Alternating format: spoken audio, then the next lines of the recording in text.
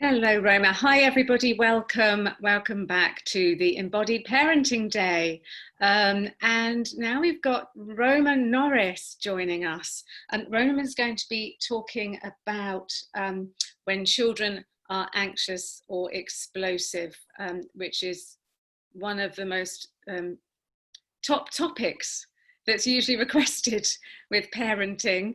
And also Roma's one of the most requested presenters to return to panels as well. So I'm really pleased that you can join us, Roma. And Roma has been working with parents for 14 years as a birth worker, an NCT breastfeeding counsellor, and hand-in-hand parenting consultant. Her own experiences of early trauma manifesting in later life as debilitating neuralgia and a sense of isolation in all relationships, including with her children, have given her a depth to draw on in her work. She stumbled across hand-in-hand parenting, which turned out to be her salvation. Roma now specialises in helping families turn around unworkable problems where nothing else has worked. Fired up about the way we raise the next generation, Roma's core values are peace and sustainability, and she is inspired by the fast-track opportunity offered by birth and parenting for moving towards this. So, welcome, Roma, and it's over to you.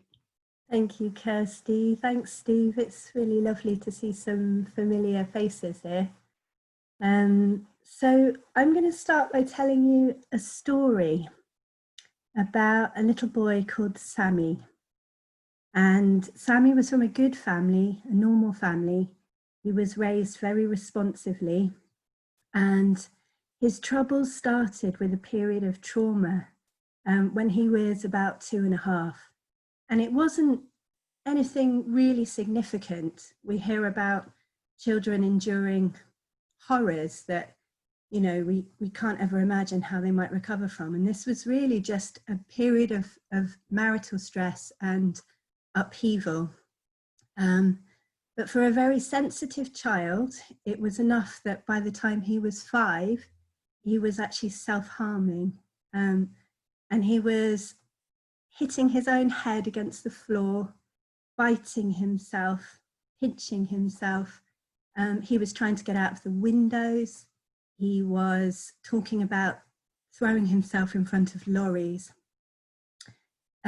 He was having long, extremely aggressive meltdowns all day long, often day in and day out for many years, where he would be screaming, biting, headbutting, scratching, kicking, wild, like a wild animal. So I don't know if any of you can relate to this level of distress in your children sometimes. But yes, he was not making eye contact very often. He was highly anxious a lot of the time. It prevented him from falling asleep. He had a lot of sensory issues. He was very overwhelmed by noise or touch. He found social situations intolerable. He was really unpredictable in groups or in public in general. He would run off or he would attack members of the public. It was impossible for him to go to school. He just could not have handled that kind of environment. And the good news is that this really bleak story has a happy ending. His mother came across a parenting approach that completely turned things around. And at the age of 8, he was able to start school. He's now 12 years old and he's really thriving. And the reason I'm crying is because his name isn't Sammy, he's actually my son. And it makes me cry every time I tell this story, because you wouldn't know the difference now between him and his peers. He's made up the years of school that he missed academically. He has a really sweet group of friends that love him. He's very funny. He's passionate about social justice. He loves babies. he's a thriving, bright-eyed 12-year-old. And so, yeah, this is why I do the work that I do. I now help families with these kind of extreme situations to recover. And you'd be forgiven for thinking that this was a story about a mother who got her child back on track, but actually the real story is that my son helped me find my way into my own body. Because actually when we have kids in such an extreme level of anxiety, often our stories are very intertwined with theirs. And so I had to find a way to recover myself in order to help my child recover. And through that experience, I've now been able to be fully living. I know myself, I can feel my feelings. All my relationships have flourished. So I'm forever grateful to my firstborn for really bringing me back. So I'm hoping to give you an overview through this talk of the hand-in-hand parenting approach, which is the approach that I found when my son was about 6, actually. For those of you who aren't familiar with hand-in-hand, they offer 5 tools for parents, which are very practical ways of learning how to increase connection in your family. They are a non-profit organization based in the States, and I would highly recommend checking out their website, handinhandparenting.org, which is a real treasure trove of resources. And if you love this talk and you want to leave them a donation, you're really welcome to do so while you're there. Their basic premise is that parents are good. Parents really love their kids and want to do well by them. And any example that you can find in yourself or another parent where you feel like you're not quite making the mark is just down to a sheer lack of resource. And we all deserve really good support for the work of parenting, because parenting is really important. The other premise is that our kids are good. Our kids are essentially sweet and generous and want to behave well. And the more that we can help them to access that part of themselves, we see that there actually is nothing to teach. We don't have to teach our kids how to behave. That's actually innate. So if you're here, if you're interested in helping an anxious child, I just firstly want to thank you for loving your kids so well that you go out of your way to carve out time to think about them even deeply. And also just to acknowledge how desperate you might feel. If any of you have experienced even a fraction of the story that I was describing just now, it's a really difficult thing to go through when your kid is distressed. And I also want you to know that any of these behaviors are entirely redeemable. We're actually built to recover from trauma and stress. And when we know how, when we understand the mechanism, we can recover from unspeakable horrors. So you probably know that even if you have a child who is anxious and maybe they're fearful, clingy, urgent, timid, frightened of separation, or trouble with sleeping, or they're really picky with their food, or maybe they're the kind of anxious where they're sort of wild, explosive, aggressive, like I was describing. Either way, I imagine that you also have very sweet moments where They're very earnest and cooperative and wanting to get things right and wanting to please you and help people and share things and play well. And if you're familiar with polyvagal theory, this is what we call social engagement mode, where we are in connection effectively. And that's where your child can feel that sense of you really getting them, you being on their team. And it's normal that we don't sustain this level of connection all the time. That's not actually something we're seeking to create, constant connection with our children.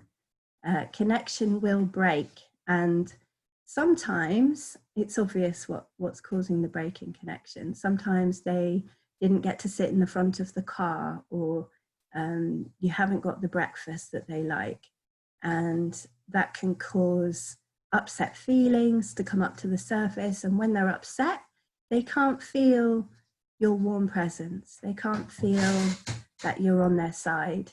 They can only feel how mean you are, or how no one gets them, or no one cares.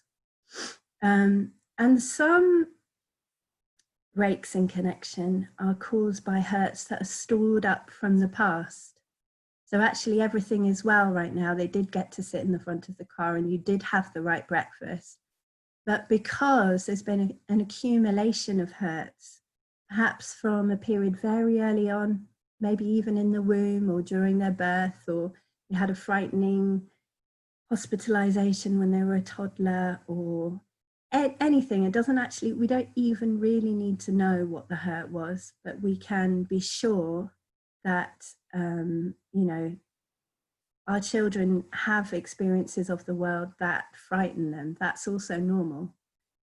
So when these types of feelings accumulate in the nervous system, that can also fray their sense of connection in the moment, in the here and now.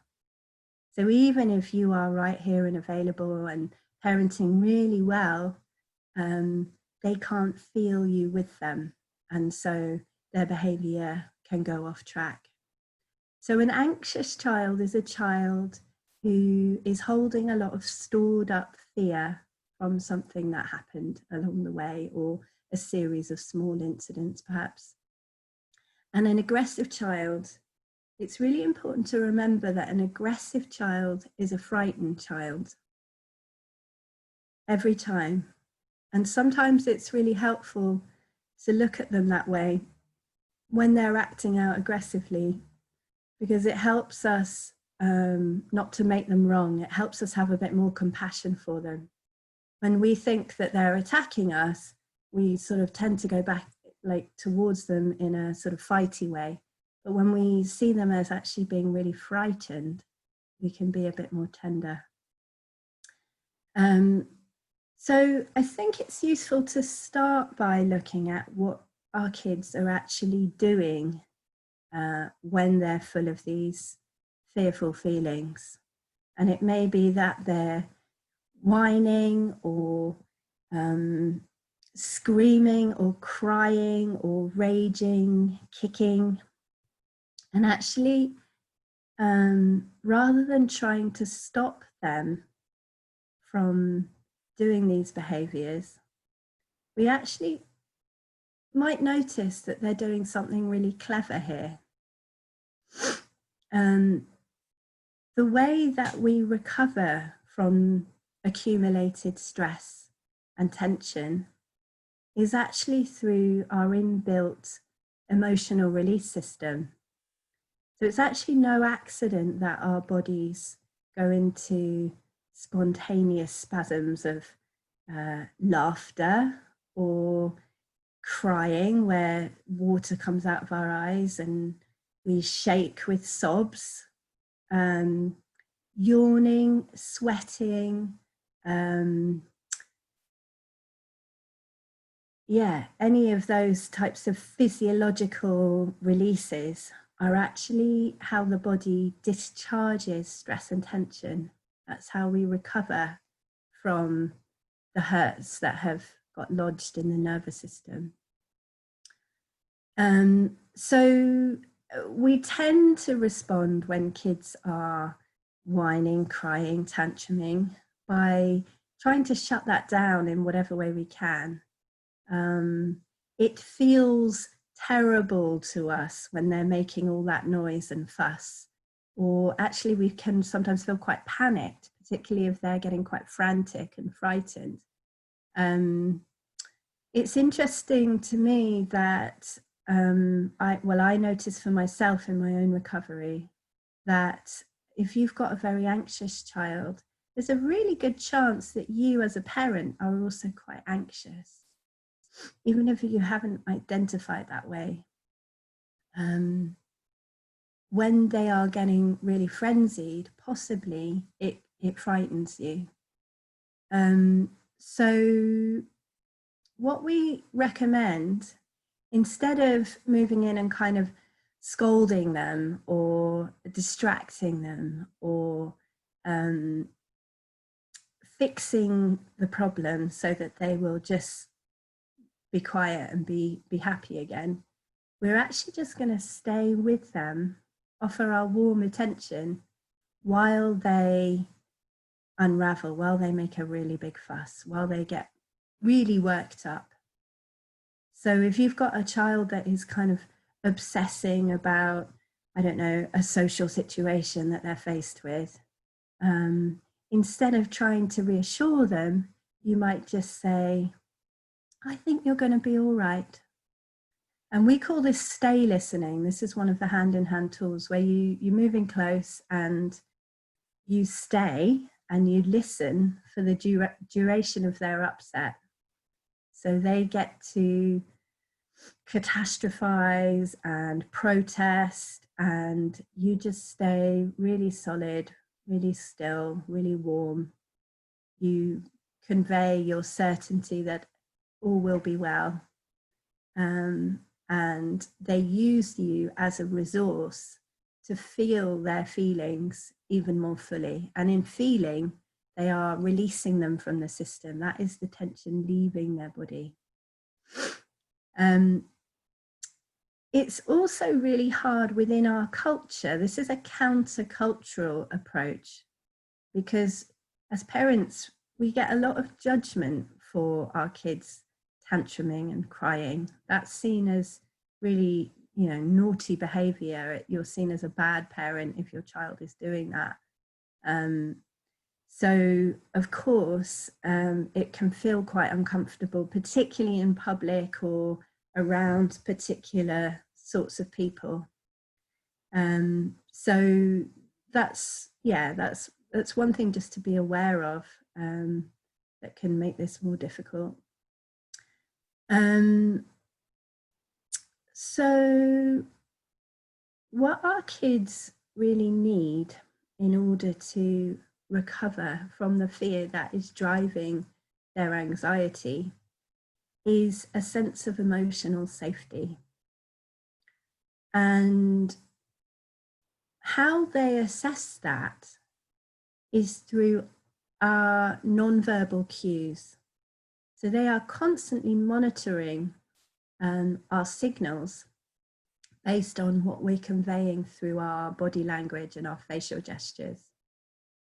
And if we're conveying relaxed warmth and availability and, our facial gestures are open and inviting and alive, and our voice has a kind of range of tones, they are going to feel safe with us to go into recovery mode.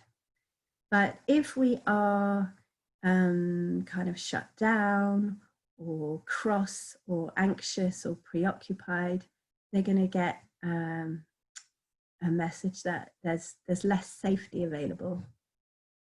So the barriers to being able to offer this kind of safety as a parent are if you are quite feelings averse in yourself, which is really understandable, having been raised in our society where we've been shushed as babies, we've been told not to cry as children. We can reach adulthood being quite intolerant of strong emotions and rushing to make that stop by whatever means. We can either go into a very sort of freezy, permissive kind of state where we just say, okay, all right, darling, whatever you want, all right. We just try to make them happy. Or we can go into a kind of punitive, overbearing kind of fight mode, where we're scolding and we're setting a lot of limits in possibly quite a harsh way. Another barrier to this is if we are preoccupied by our own thoughts and feelings. This is more of a freezy sort of state, where we sort of numb out, we kind of leave emotionally, we're not really present, we're just sort of going through the motions. And so you can see how our own trauma patterns from childhood kind of play out, and prevent us from being available in the way that our kids really need. The other thing to be aware of is that if there's a level of unsafety happening in the family where there is shouting on a regular basis or any kind of violence between parents or parent to child or between siblings even, or if you have a child where, you know, when you really lose it, you get pushed to your limit and you threaten their place in the family. You say, you know, if you carry on behaving like this, you'll have to go and live with your granny, or I'm going to send you to boarding school. That level of unsafety is a barrier to kids' recovery. They need a certain level of okayness as a foundation on which they can move into recovery mode. So that's what needs addressing first. So our children's attachment is based on these nonverbal cues. And if you're not familiar with attachment theory, this is the idea that kids need to be ideally securely attached to their caregivers, where they expect that their needs are going to be met very responsively. And if we don't have this secure attachment, we can have a kind of anxious attachment where the child is always seeking connection with their caregiver, never totally sure if they're going to get it. Or they can be more of an avoidant attachment. They can have this kind of sense of almost pushing the parent away. What they're really asking is, are you going to try harder? Are you going to come and get me? And the good news about attachment is that attachment status can change. And they did a study in the 80s called the Adult Attachment Interview. And they discovered that they can predict a child's attachment status to their parent with something like 85% accuracy based on how coherently the parent can tell their own life story. So I think this is really interesting because this ties in with the tool, the sort of foundational tool of hand-in-hand parenting that we call listening partnerships. And in listening partnerships, which is a very specific container where two parents exchange time listening to one another, what we're effectively doing is working on our life story coherence. Because when you're new to a listening partnership, you will start telling your story and it will be quite chaotic. You'll jump about in sequence and feelings will come up, and it will be a much more sort of haphazard picture. And when you keep working on this story time and time again, week in, week out, and you build safety with this listening partner and you really get to know each other, over time you'll find that actually you're gaining this sense of coherence. You're getting to know yourself really well. You're understanding why when your two kids are squabbling, it sends you over the edge, because you've had an opportunity to explore that feeling in your listening partnership, and you've probably rooted it back to some earlier experience. So listening partnerships are a really invaluable part of recovery. And I would say if you could just take one thing away from this talk, it would be to check out listening partnerships if you haven't done so already. It's having that set container where you've got an uninterrupted opportunity to offload all your thoughts and feelings. It basically frees up space in your nervous system so you can be more available for your kids. And what happens on a bodily level is that those non-verbal cues are shifting to ones of availability and presence and warmth. The other thing we're doing is filling up, we're getting a dose of connection with another adult. We're having a meaningful exchange with someone whose job it is to just delight in us, who sees how good we are. Whatever we tell them, they reserve judgment and they just see the best in us. And to have little pockets of connection where somebody is really seeing the best in us sort of throughout our week is a really good thing to have. So I want to give you guys an opportunity to try that now. And Steve is going to put you into breakout rooms of 3, because maybe some of you aren't right here in the call. And if you find that you're in a 3, you're going to split the time between 3 of you. The person with the longest hair is going to speak first. And you're going to talk about what's hard in parenting right now. So really anything that comes to mind. And the listener is just going to stay with your story, just see the best in you, offer their delight and enthusiasm for you. You're not going to offer any opinions or feedback or advice. It feels much safer when you keep this very clearly contained and confidential. So you don't even refer to what was said with the person who said it. Just it's wrapped up in that container and not brought up again. So yeah, we've got about 8 minutes to do a swap now. Steve will invite you into your breakout rooms. If you need help, you can press the button that says ask for help. And if there's no one in your breakout room, you can just come back to the main room, because we're going to do a demo of listening partnerships right here. So I'll just let you get into your breakout rooms. All right, and yeah, just give me a second, because I can also reassign you once you're there. So there you go.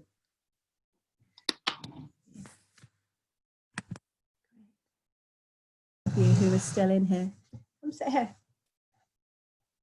I've got a message from Gio saying that he was by himself, so I don't know if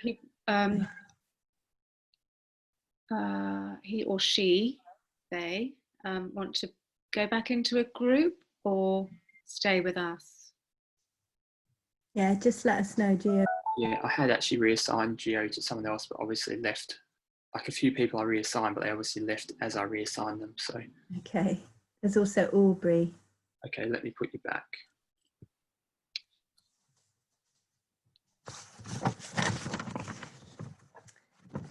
So this is Alice Irving. Hello. Alice and I teach listening partnerships together, and we're just going to do you a little demonstration of what a listening partnership looks like. So we'll do like 3 minutes. Yeah. We'll keep the time.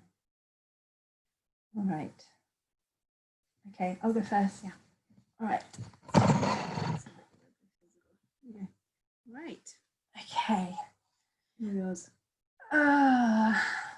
Yeah. My kids aren't really okay at the moment.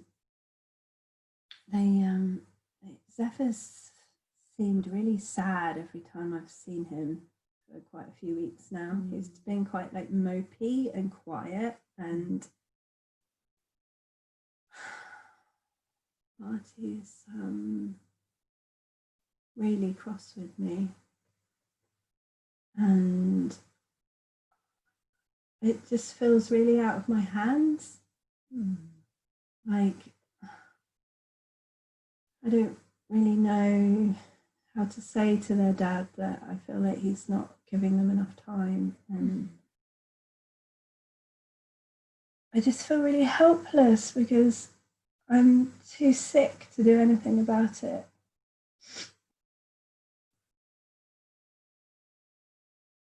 And I'm just watching them suffering, and like, I know they're going to be okay, but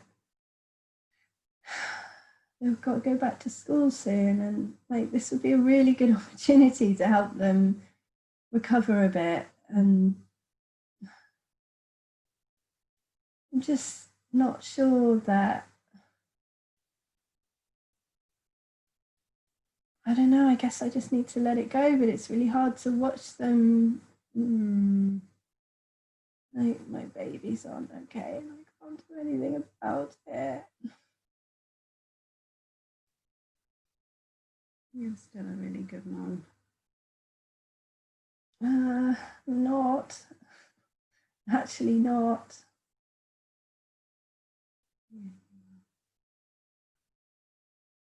Artie was saying to me, "You're just living here because of lockdown, aren't you?" And I was like, "No, darling. I'm living here because I'm too sick to live at home at the moment." Like, she just doesn't want to hear that. It's really frightening her. Yeah. I just want to say I'm really sorry.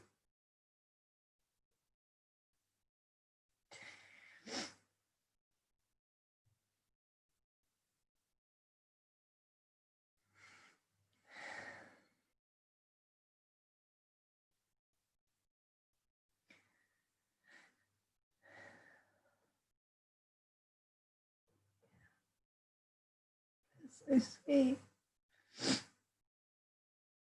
I think there's a pretty good chance they're going to be okay. Yeah. I actually know that. I'm not really catastrophizing about it. It just feel a bit helpless right now. Your timer went off silently. Oh, did you see it? I wondered. Thank you. Let's fix that. You need a little question? Yeah, good. Okay. What are 5 ridiculous names for a pussycat? Persephone. It's the name of my sister's cat. Maybe just a couple more. I don't know. Princess Barbecue of the underworld.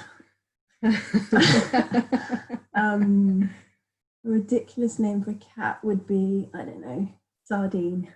Great. Yeah. Okay. Yeah. All right. Okay, you can take a turn. Yeah. Right. Cool. I'm not sure what to do about the timer not going off. I'll just have to keep an eye on it. No, I've done that. I don't know why.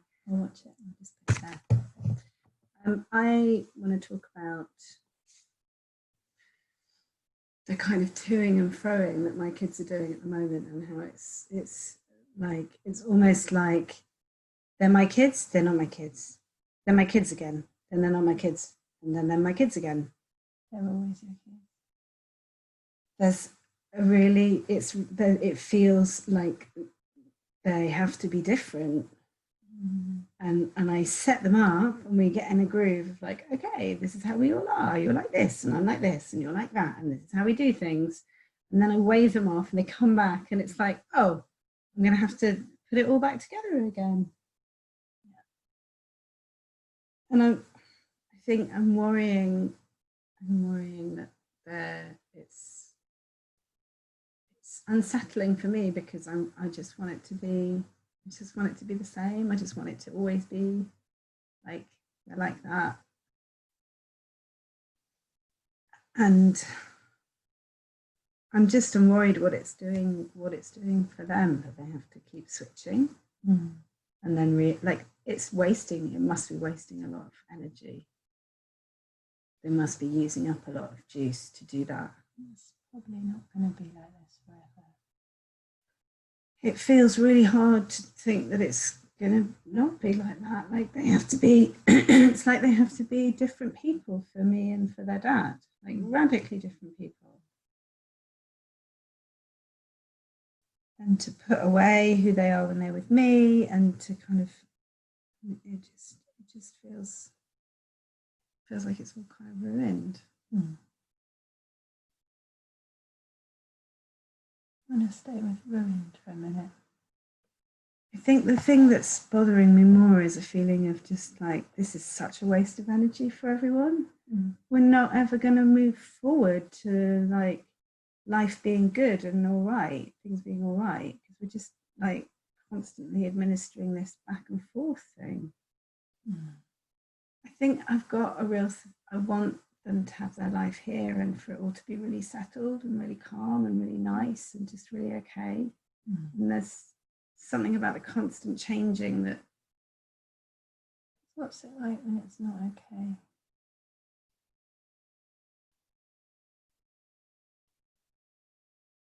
There's like a tidal wave of stuff that I don't want to think about when you say that. Just all kinds of not okay. I guess that's the time. That's great. Thank you. Question? Yeah, no one. Can you tell me a sentence with the word stupid? It's better than one I had, which is battleground. Some tomatoes underestimate providential independence down payments. You're ridiculous. Right, thank you. Enjoy the rest of your talk. I'm going to let Alice go. If you ever want to check her out, you can find her at aliceirving.com. How was that? I'd love to hear from a couple of people how listening partnerships went. If anyone wants to unmute. Maybe, yeah, I think you could just unmute and jump in. No. Hi. Hello. Oh, it's Caroline. Hi. How are you? Oh, that was very lovely. It was kind of sadly short, but lovely to get a touch of it, and lovely to remember just how powerful that can be, and to think I need to try and re-engage in those listening partnerships. I'd really love to find somebody who's parenting a teenager, and just that thing of checking in every week. It was so amazing while I was doing it, and as busy single parents, the person I was doing it with, we ended up just always missing each other, and I just really want to make that commitment to myself, really, that I need that. And that every week is really good, and that making that time is really important. And yeah, it's great to have that reminder. Thank you. Thank you. Lovely to see you, my love. I just want to check. I sent some links to Steve, actually, to share with you guys in case you want to look up my listening guide, which tells you how to get started with listening partnerships, but also where to find a listening partner. And I don't know whether anyone managed to get the number of the person that they just worked with, but I would highly recommend giving it a go again in a week or whenever you can find time. Kirsty, do you know whether you have those links? I will see if I can find them otherwise. I'll find them in a moment anyway. So thanks for trying that. I wanted to talk a little bit about lifting fear out of your child's nervous system. I want to give you a few practical suggestions to go away with. So one thing that is particularly helpful for kids who are frightened is rough and tumble play. So anything silly, anything where they will laugh, you can challenge them to try and get you off the sofa, or you can challenge them to a sock wrestle where you try and get their socks off before they get your socks off. Anything silly, playful, nonsense, affectionate, but also where the power is stacked in their favour. So you want to put up enough fight that it's fun for them, but always just let them win and seem exasperated every time they do. And when we can do that, when our kids get to really come up against our bodies very physically, they feel really safe. And laughter is a really good way to lift out lighter layers of fear. And often underneath the laughter comes the kind of deeper feelings of fear. So that's one thing you can do to start building connection. And mums, we often leave rough and tumble play to our kids' fathers because they tend to do it more naturally. But if you are the one holding the emotional process for your child, I would really recommend that it's you that does the play with them also, because what you're doing is building the safety between you so that they can go deeper when you try things like stay listening. And with stay listening, what we're doing is actually encouraging them to expand their fear. And we can worry about this because we get scared that when we're giving them permission to get more and more fearful, more and more worked up, that this might become a habit. And contrary to the kind of more CBT, the cognitive behavioral therapy approach, where we're being very disciplined with our thoughts and we're actively shutting down that kind of fearful or anxious thinking, we're actually wanting them to feel the fear more fully, to get really frightened, to shake, to feel helpless, to feel powerless. Because when they do that with our warm attention, with our resource, the resource of us knowing that they're really okay, that's how the fear, the tension leaves their body. And there are plenty of opportunities in life for them to practice the discipline of not being fearful, to keep it together, to push through. They have to do that more than they need to. So we don't need to engineer any further opportunities for that. That's already, there are plenty of those. What we need to be is their safe place where they can bring all of that and really unravel, where they can let it out. So you're looking at a short-term increase in anxiety for the sake of a longer-term decrease. That's a short-term increase in anxiety for a long-term decrease. So we're getting near the end. I just want to leave you with a sense that there is hope. If you are going through a difficult situation with your child, your kid can recover from this. And you can also recover from your own automatic parenting reactions, those kind of trauma patterns that I outlined before, that sort of numbing out, or the kind of fighty punitive, or the sort of permissive fixing that we go into.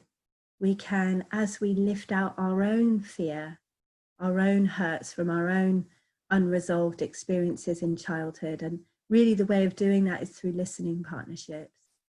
We can actually get to a place where we're not shouting at our kids, where we can stay calm, where we can really listen to them. We're responding differently to what we were able to do before. And I also just want to remind you of the importance of what you're doing in your parenting, because not only are you building your child's intelligence through offering connection and freeing them up from the weight of accumulated fears and tension, but you are also literally building the structures of their brain you are building the adult that they are going to become. And in doing so, you're also doing your bit in weaving the very fabric of society. It's really big and important work that you're doing. And every 5 minutes that you manage to offer warm attention and delight and playfulness to your children is actually contributing to the world that we're all trying to create.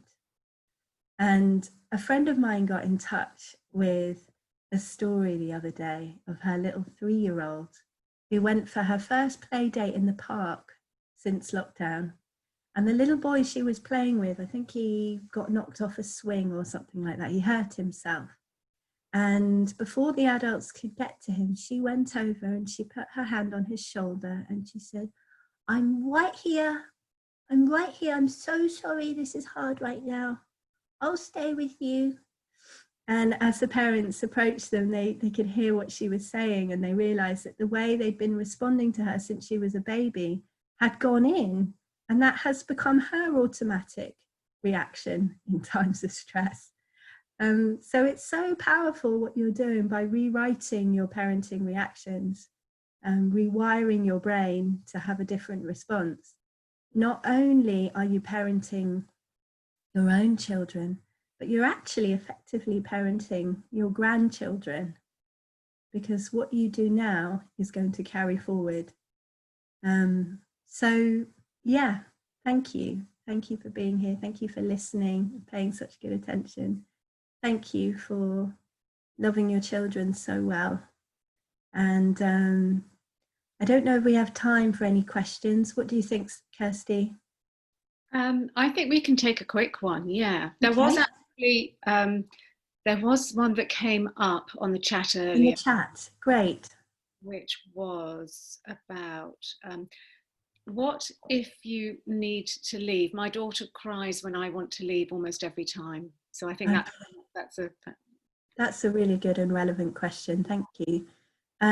So yes, if you can expect that your child is going to cry every time you leave, you'll probably want to make a bit of extra time every time you leave to listen to those feelings.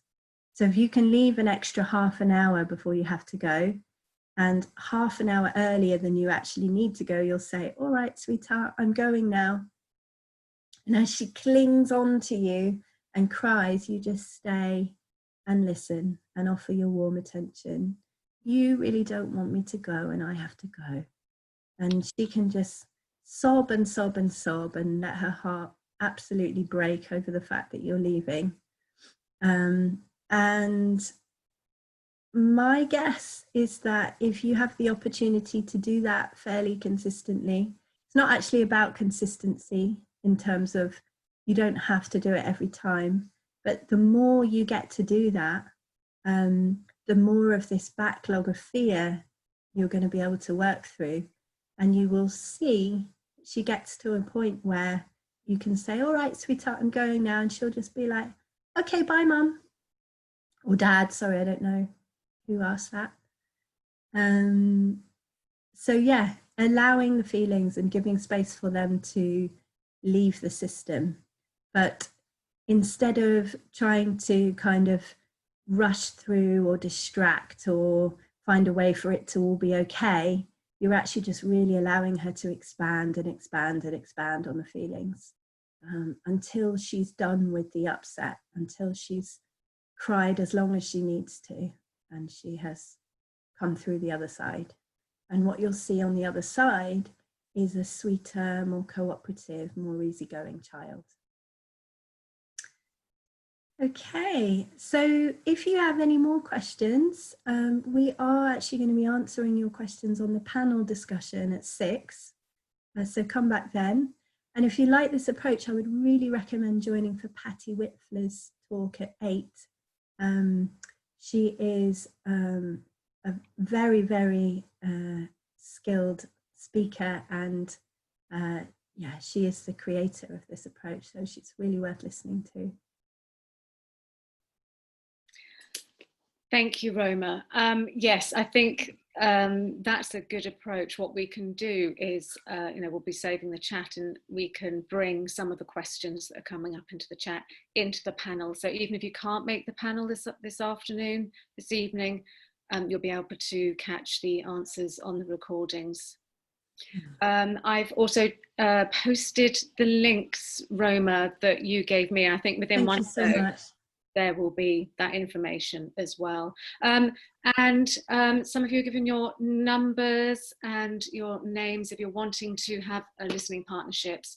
So again, what we can do is save that, and we can have a look through that in the chat. And if you're okay by posting that up there with us, sharing that information. I don't know how we're going to do that. We'll figure something out for that.